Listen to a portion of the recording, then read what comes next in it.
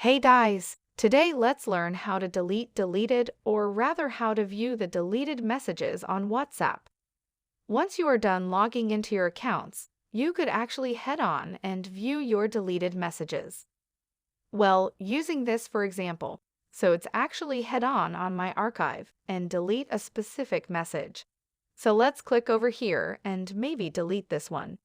You could actually click on Clear Chat to just basically clear all of the history. And over here, once you click on that, it's going to delete all of the messages. But unfortunately for this option on the new update, I'm pretty sure that before you could do this, that you could actually view your deleted messages. But on the new update, you could actually not do that anymore.